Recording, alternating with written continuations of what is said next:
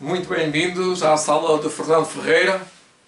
Vamos iniciar com uma oração.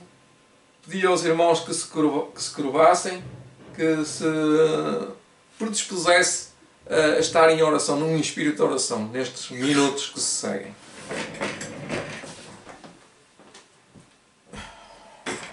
Nosso querido Pai, amado Filho de Deus, amado Espírito Santo, e a companhia dos teus santos anjos, queremos ser protegidos por ti, Senhor.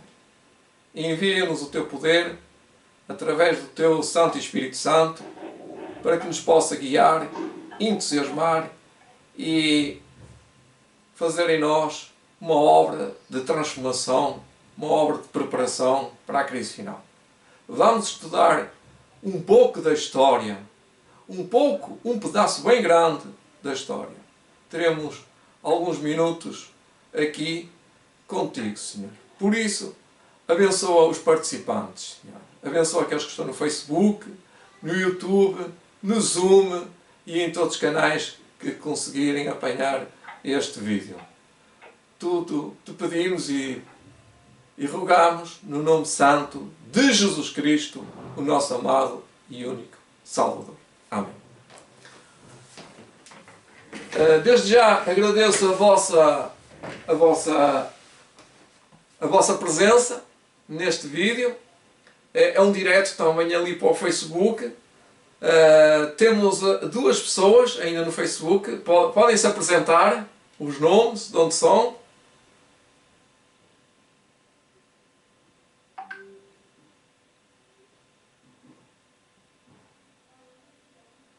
A irmã é de Brasil, o irmão é de Brasil. Olá. Olá. Digam os vossos nomes. Eu sou a Ciele, do Brasil. Muito bem-vinda. Boa tarde a todos. E aqui o nosso irmão. O nosso amigo. Silvio, do Brasil também. Bom. Do Brasil também. Do Brasil. Muito bem. Tenho irmãos também aqui em Portugal que estão para entrar. Outros irmãos também em Angola, em África também. Não sei se eles vão conseguir apanhar o ID, ou seja, o número do ID do Zoom que eu mandei para lá. Eu tenho já também no Messenger algumas mensagens. E vou começar então a dizer ou a debitar as primeiras perguntas. Vocês já estudaram alguma vez o livro O Grande Conflito? Ou já tiveram a oportunidade de ler alguma parte do livro O Grande Conflito? Eu já li. Muito bem. Já li acho que 3 vezes. 3 vezes, muito bem. Graças a Deus. E lá estão retratadas as 7 igrejas, os 7 períodos da igreja, na forma de história, e vamos então começar ou recomeçar um bocadinho com Martinho Lutero, que é uma história muito linda, maravilhosa, que me tocou e digo que me toca profundamente o meu espírito, a minha alma, o meu coração. Estamos muito distantes, assim, geograficamente uns dos outros, mas queria que sentissem este amor de Cristo em nós. Eu vou ler uma carta, a carta da igreja, para a igreja daquele tempo, a igreja do Apocalipse, cartas às 7 igrejas da Ásia, mas elas se referiam a tempos proféticos. E a igreja de Esmirna, a igreja de Pergamo, a igreja de Tiatira, a igreja de Sardo, a igreja de Sardo, a igreja de Efésio, a igreja de Filadélfia, mas eu vou citar só 2 versículos. 2, 19 e 20. Capítulo do Apocalipse 2, versículo 19 diz: Eu conheço as tuas obras, e o teu amor, e o teu serviço, e a tua fé, e a tua paciência, e que as tuas últimas obras são mais do que as primeiras. Isto está-se a referir à Reforma. Está-se a referir a Martinho Lutero. em 1517 em diante. Isto vai dar um período pequeno da história. Já dei esse vídeo, já fiz um vídeo que está no YouTube. Posso dizer precisamente as datas do Martinho Lutero, que começam entre o ano 538, aliás, é os 1260 dias, que termina com Martinho Lutero em 1565. Portanto, era a igreja de Tiatira. Conheço as tuas obras, o teu amor, o teu serviço. Portanto, é uma igreja, o nome quer dizer, já agora, perdão, eu tenho aqui a folha, Cântico de Trabalhos ou Sacrifícios de Contrição. É mesmo isso, é o sumário de tudo o que passou o Martinho Lutero. Portanto, eu vou agora deixar a Bíblia um bocadinho aqui, a pousar, para voltarmos lá. É sempre lá que está a verdade. Mas no Espírito de Profecia, conta a história, os sacrifícios inauditos de um monge, de um homem que era, como nós, um homem simples. Eu vou citar algumas passagens. Quando tudo parecia que estava bem na vida deste homem, é quando tudo começa a dar mal, como se costuma dizer. Cada momento que podia poupar dos seus esforços diários, empregava em estudos. Ele sabia latim, grego, hebraico, inglês e a sua língua oficial, que era alemão. Ele trabalhou na Alemanha, ele era alemão. E, portanto, ele foi para um colégio, a igreja, que era a igreja também, Wittenberg. Ele lá fez os seus estudos e onde se formou como freire, como padre, como monge. E então ele ia para ser monge. Quando tudo parecia tudo bem, não é?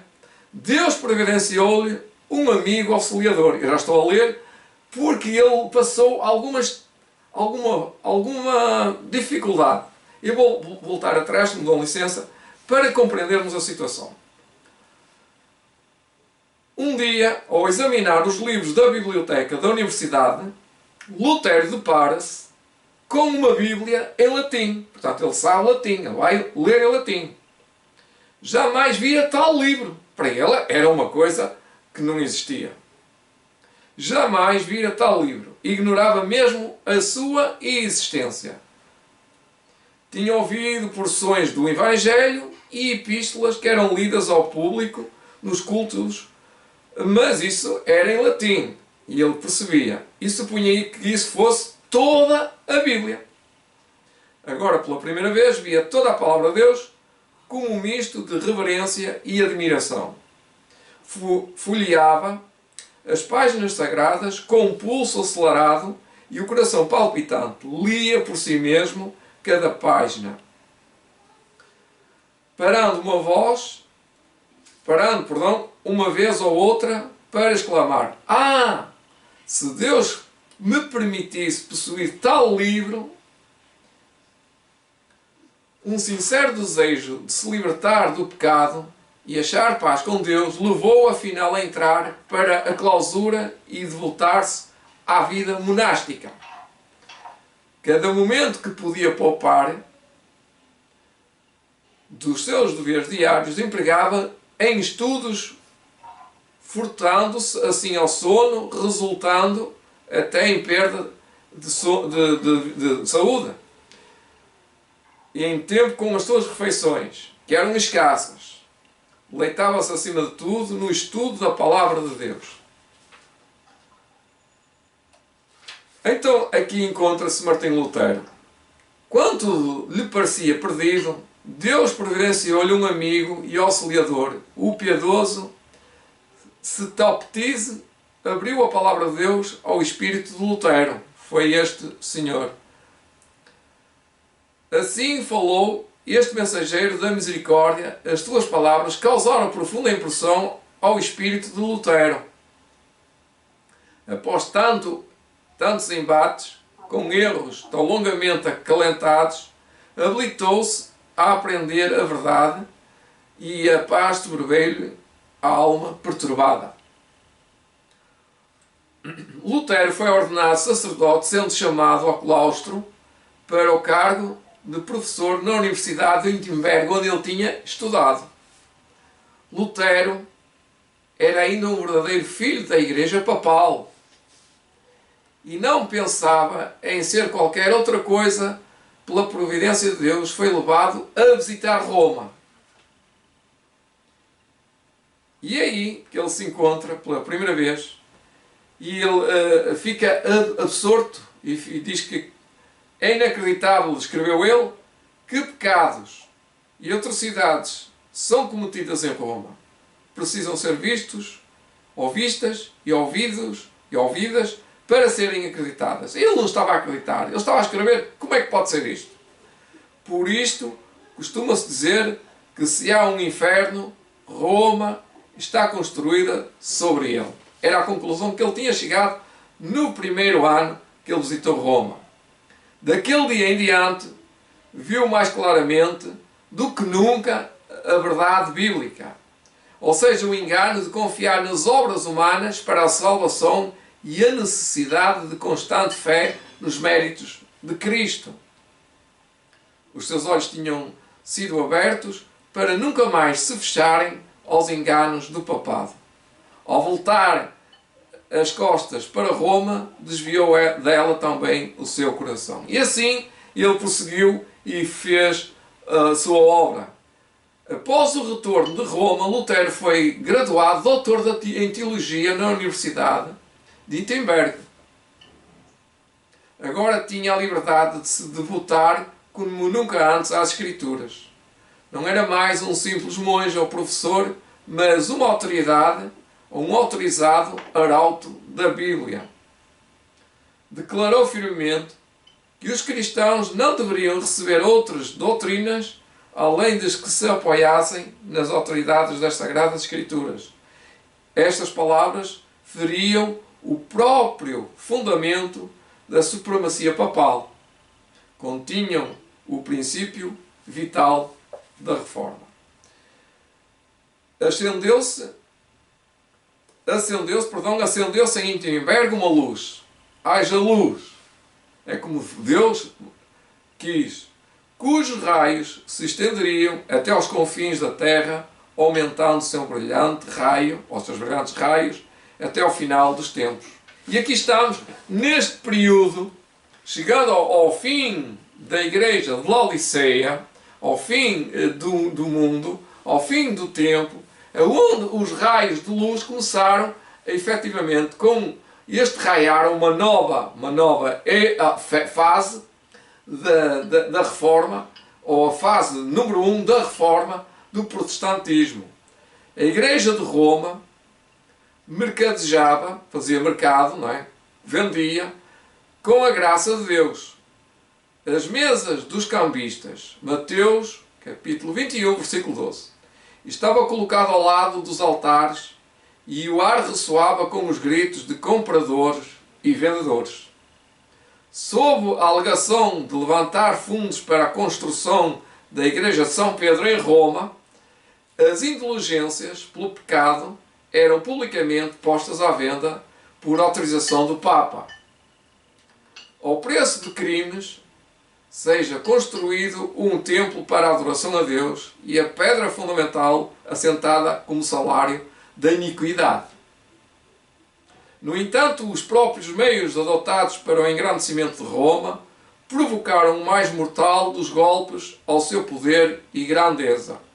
Foi isso que suscitou o mais determinado e bem-sucedido dos inimigos do papado, a desencadear a batalha que abalou o trono papal e fez tremer na cabeça do pontífice a tríplice coroa. O oficial indicado para conduzir a venda de indulgências na Alemanha chamava-se, o seu nome era Tetzel. Era culpado dos mais baixos crimes contra a sociedade e a lei de Deus. mas tendo escapado à punição dos seus crimes, foi usado para promover os projetos mercenários e inescrupulosos do papado.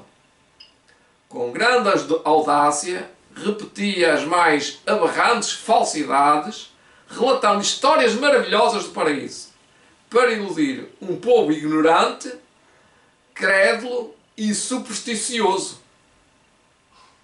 Tivesse esse povo possuído a palavra de Deus, não teria sido iludido assim. Foi assim para manter o povo sob o controle do papado, a fim de aumentar o poderio e a riqueza dos seus líderes ambiciosos, que a Bíblia lhes tinha sido retirada. Eu queria chamar a nossa atenção, a nossa razão, a nossa intuição pensativa para isto. Nós, adventistas do sétimo dia, estamos a promover, nós, quando eu digo nós, a Igreja, está a promover 1 milhão, 10 milhões, 1 milhão, 10 milhões, não sei quantos milhões são, de grandes conflitos para as mãos do povo. E eu digo, sinceramente, para ser verdade isso, precisamos, primeiro, de nós estarmos reavivados com esta fé piedosa, para que quando nós entusiasticamente tivermos os livros, sabermos entusiasticamente entregar algo que eles vão precisar, uma necessidade, como fosse uma necessidade. Porque eu tenho distribuído muitas dezenas de livros, quase uma centena de livros, e efetivamente as pessoas ficam a rezoar que coisa é esta. Mas eu penso, cá para mim, que tem que haver dentro de nós um poder como este que aqui descreve da vida de Martinho Lutero. Porque Martinho Lutero foi o primeiro a mandar imprimir a Bíblia e os seus escritos. E foi com entusiasmo que isso chegou às mãos dos alemães e correu a Europa toda. Foi isso que aconteceu com Lutero. Vamos ler isso mesmo. Lutero, embora ainda papista, ele considerava ainda o Papa como o rei ou como o senhor da Igreja. Portanto, lembram isto. Lutero, embora ainda papista, da mais estrita categoria, encheu-se de horror diante das profanas pretensões dos vendedores de indulgências. Muitos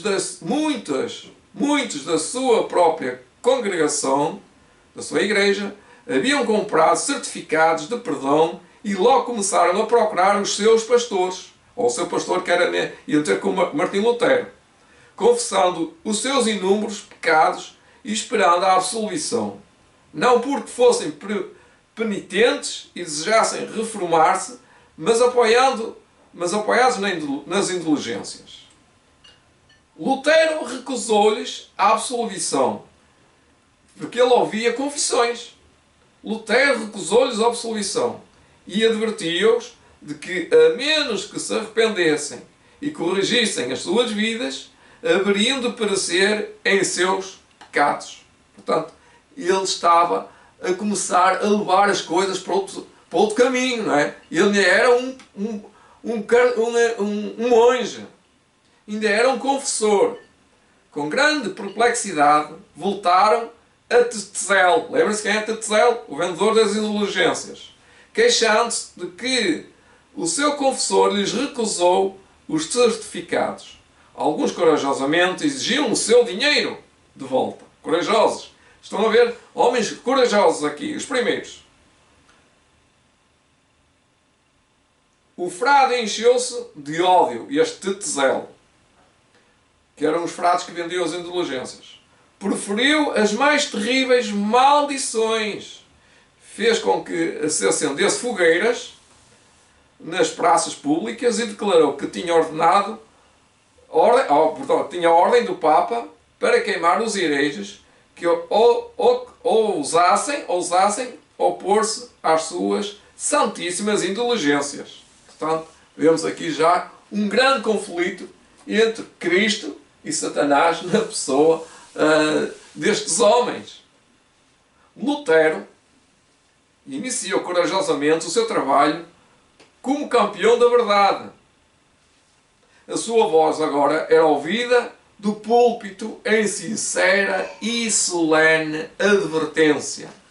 Portanto, ele expôs algo que estava a ser mal dirigido. Expôs ao povo o caráter ofensivo do pecado e ensinou-lhes ser possível para o homem, por suas próprias, ou melhor, ensinou-lhes ser impossível para o homem, por suas próprias obras, diminuir a sua culpa ou a sua culpabilidade ou livrar-se da punição comprando as indulgências. Nada senão o arrependimento para com Deus e a fé em Cristo pode salvar o pecador. A graça de Cristo não pode ser comprada, é um dom gratuito. Enquanto Tetzel continuava o seu trabalho com o tráfico e ímpias pretensões, Lutero empenhou-se num protesto mais eficaz contra estes clamorosos abusos. E agora, digo, irmãos, querida irmã, esta verdade quer dizer que temos direito a contestar. Martim Lutero teve o privilégio, teve a ousadia de protestar contra o que estava mal dentro da sua própria congregação.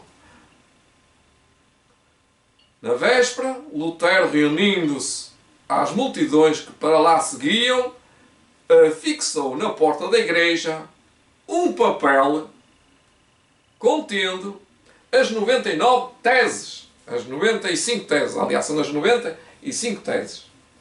É interessante que não são 94, são 95. Eu queria puxar as imagens que estão aqui no meu diagrama. Não consigo puxá-las mais.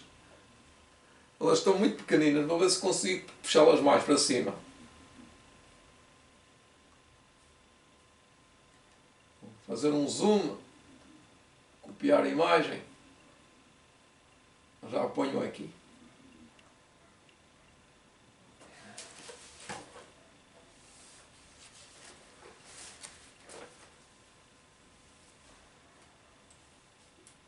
Vou ter que abrir outro separador aqui do Facebook. E vou lá.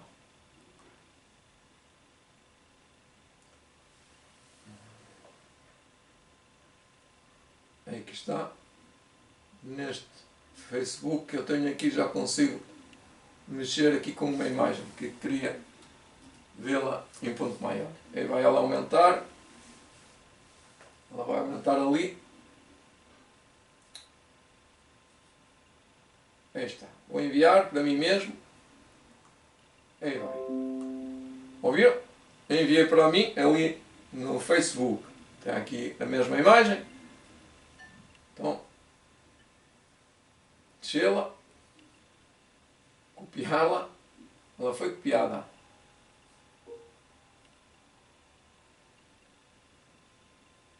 Ela vai abrir.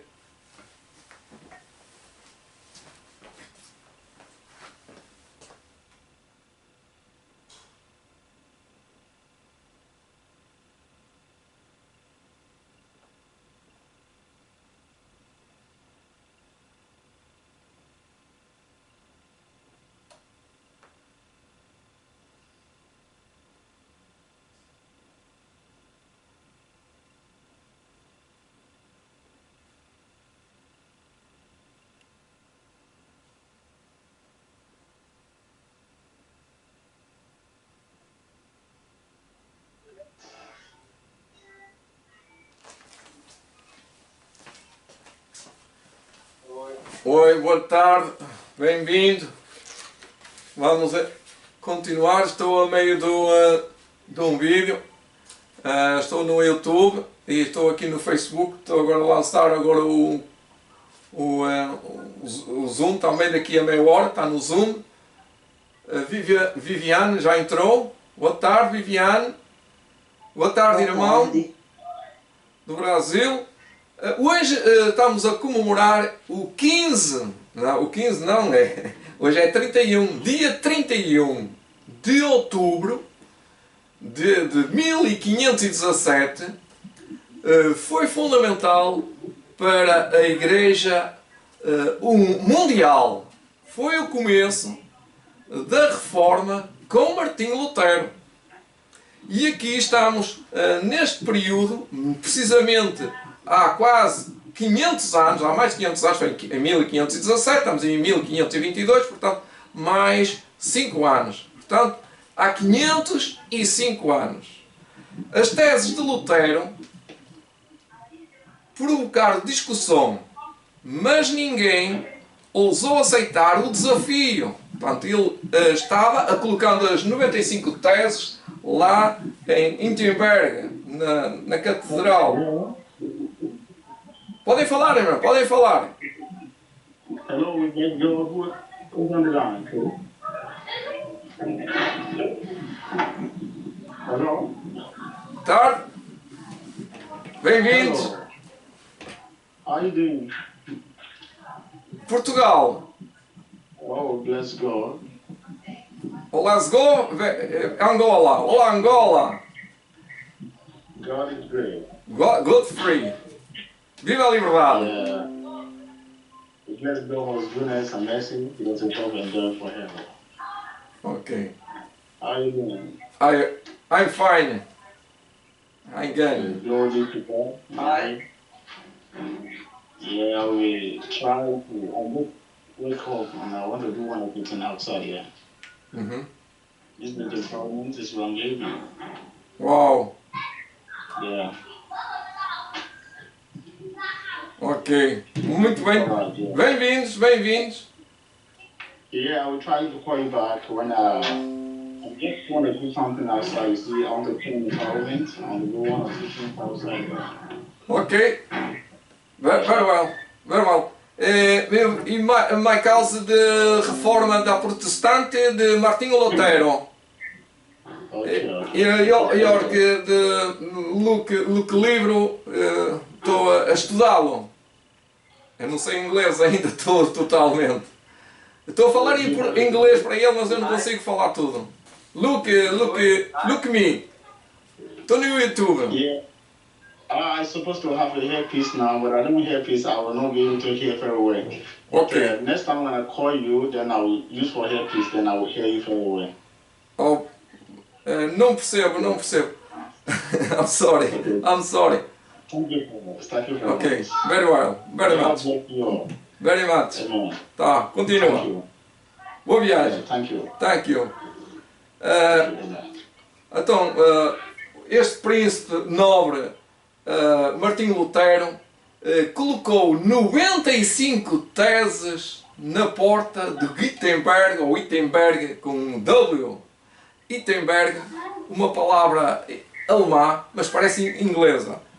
Príncipes, magistrados, regozijavam-se com este feito, secretamente com o facto de que haveria de pôr um paradeiro ao poder arrogante que lhes negava o direito de apelar contra as suas decisões.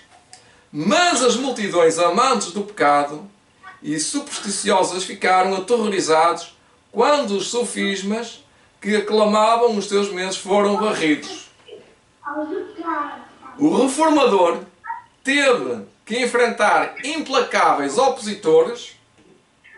Alguns o acusavam de agir precipitadamente, até por impulso, que é o normal, não é? Ele agia, parece, por impulso. Outros o acusavam de presunção, declarando que ele não era dirigido por Deus, mas que agia por orgulho e atrevimento. Quem é que não sabe? Respondia ele. Que raramente se pode apresentar uma ideia nova sem certa aparência de orgulho e sem ser acusado de suscitar contenda. Porque é que Cristo e todos os mártires foram mortos? Perguntava ele. Porque pareciam orgulhosos e desprezadores do saber do seu tempo, e porque apresentavam verdades novas sem terem consultado os oráculos das antigas opiniões. Como estão a ver, parece que a história se repete ao longo dos séculos. Declarou ainda Martim Lutero: o que faço eu não é consequência da prudência do homem, mas do conselho de Deus. Se a obra for de Deus, quem a poderá deter? Senão, quem a promoverá? Não a minha vontade, nem a dele, nem a nossa, mas o teu desejo, Santo Pai, que está no céu. Embora tivesse sido movido pelo Espírito Santo para iniciar a sua obra, Lutero não a levaria avante sem severos conflitos.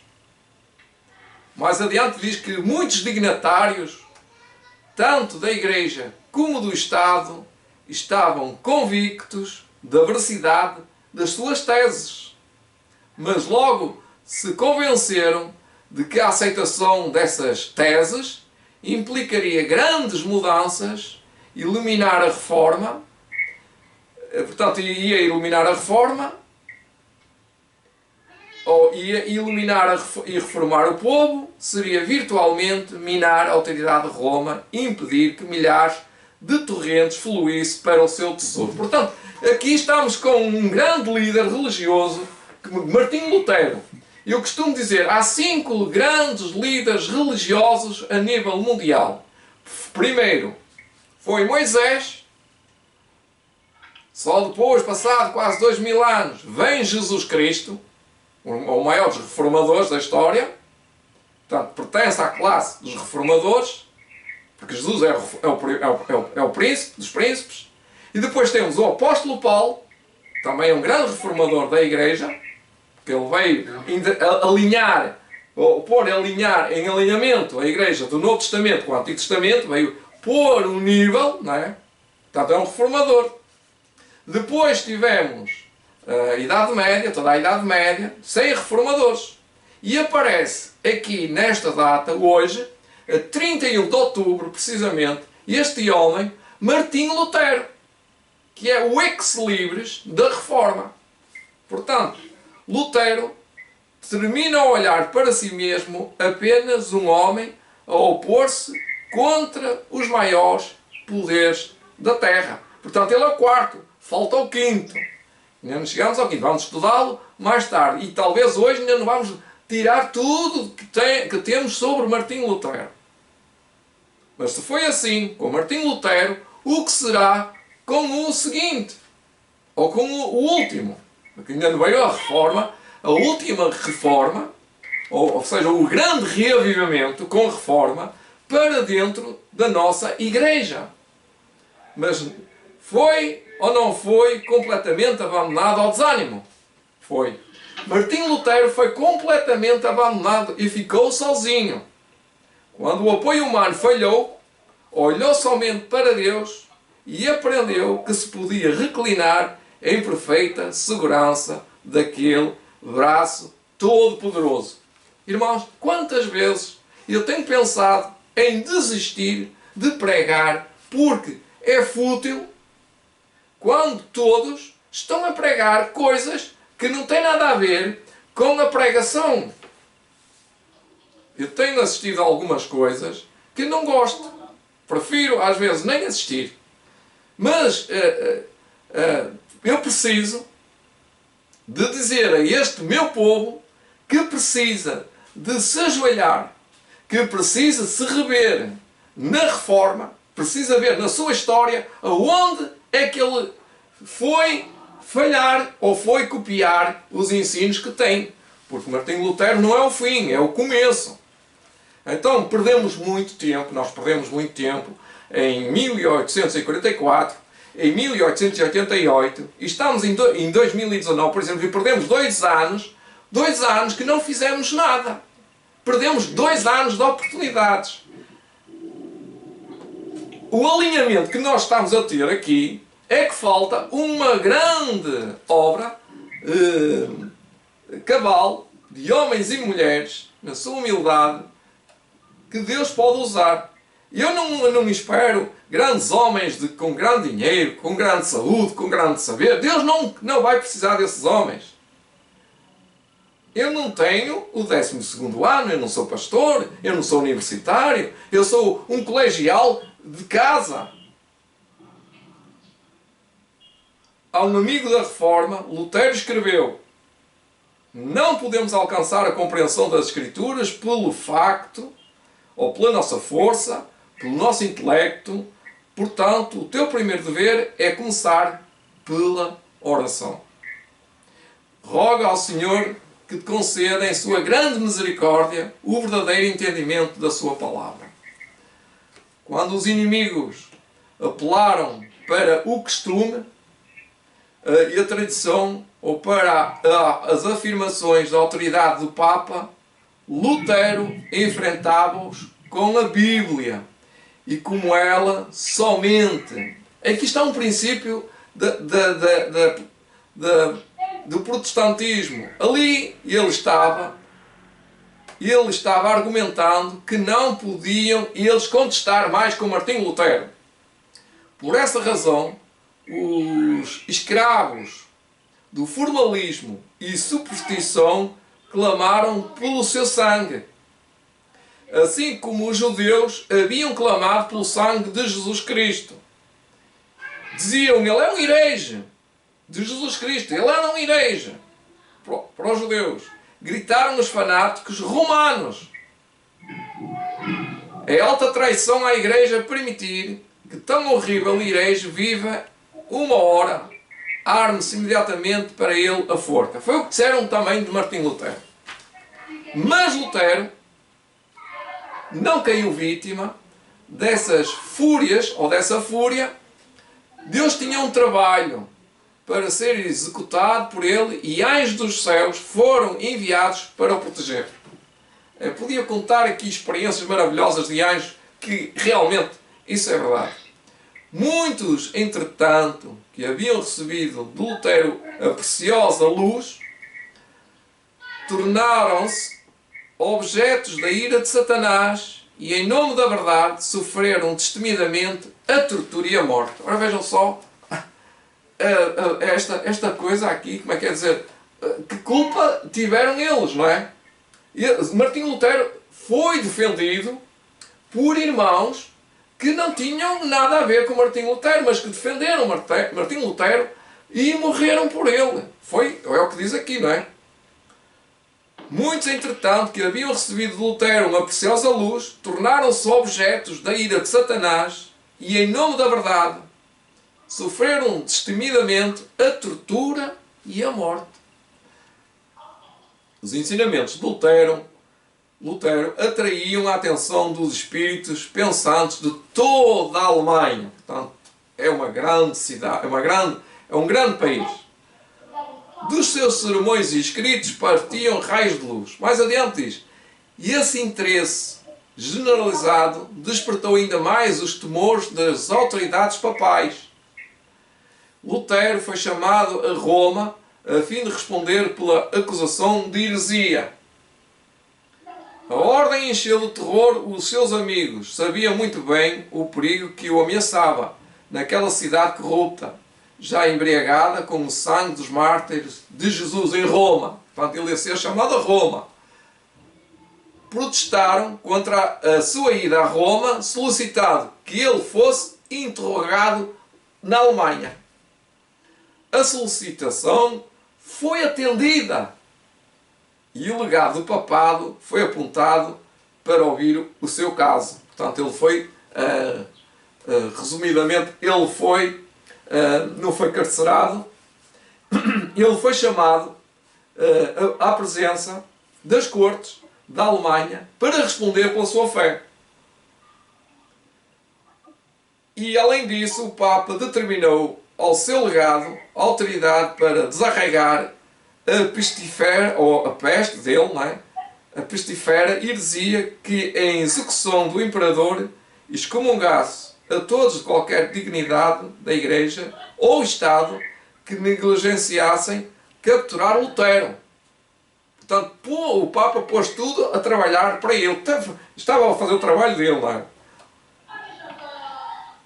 Negligenciassem capturar Lutero e os seus adeptos entregá-los à vingança de Roma. Portanto, era um cerco, ele estava a ser cercado.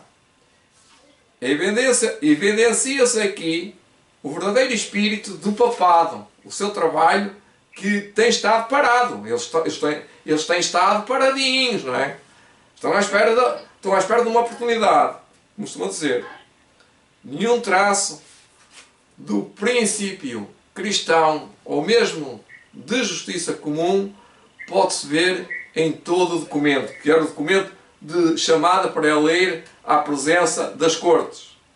Lutero estava bem distante de Roma, não havia tido a oportunidade de explicar ou defender-se. No entanto, fora sumariamente considerado herege, sendo assim, no mesmo dia, exortado, executado, julgado, acusado e julgado, lá sem ir à presença de Roma. E tudo isto porque ele se intitulava Santo Pai. Tudo isto por aquele, aliás que era o Papa, se intitulava ser o Santo Pai, a única autoridade suprema e inafalível da Igreja e o Estado, o Papa, naquele caso, naquela altura. Nessa ocasião em que Lutero tanto precisava da simpatia do conselho de um verdadeiro amigo, Deus providenciou a divina ajuda de um amigo chamado Melanchthon, de Wittenberg. Ele era muito semelhante a uma pessoa muito humilde, diz aqui que era um jovem modesto, muito humilde, tímido, nas maneiras de são discernimento, amplo saber e eloquência. Eloquência convincente, combinados com a pureza e retidão de caráter. Granjeava-lhe também, em geral, admiração e estima. Portanto, Martinho Lutero começou a simpatizar com ele. O brilho dos seus talentos não era mais notável que a gentileza das suas maneiras. Em breve se tornou um fervoroso discípulo do Evangelho. O amigo mais leal e valioso apoio para Lutero, a sua brandura, prudência e exatidão, complementar a coragem e a energia de Lutero. Era essa união na obra acrescentou força à reforma e foi fonte de grande encorajamento para Lutero. Terminando o último parágrafo, para concluirmos hoje, Augsburgo, uma cidade da Alemanha, foi escolhida como local do processo e o reformador partiu a pé na sua viagem para lá. É muito estranho, não é? Para aquela altura devia ser normal ir daqui a uma cidade distante 30 km a pé. Hoje em dia nós temos os meios de comunicação, que é o carro ou mais o trem, o comboio. Nutriam-se sérios temores a seu respeito. Tinha sido abertamente ameaçado de ser agarrado e morto no caminho, mas nada disso aconteceu. Aqui diz que os amigos rogaram-lhe que não se aventurasse nessa jornada. Pediram-lhe mesmo que deixasse Wittenberg, que era a cidade onde ele estava, Wittenberg, por algum tempo, refugiando-se entre aquelas que perazosamente o protegeriam. Mas ele não abandonaria o lugar onde Deus o colocou, ou colocara, como diz aqui. Devia continuar a manter fielmente a verdade e a despeito das tormentas que o aceitavam. Assim se expressava, sou como Jeremias, um homem de luta e contenda. Quanto mais aumentavam as suas ameaças, mais multiplica a minha alegria. O que é que dizem? O que é que diz o irmão? Praise God. We bless God, we thank you for the message of God. Very well. The glory. Yeah. Espero que tenha entendido. I really I'm overwhelmed with the message. Thank you very much. And the Lord bless us. In Jesus' name. Amém. Thank you. Thank you. Obrigado. Very well. Yeah, all right.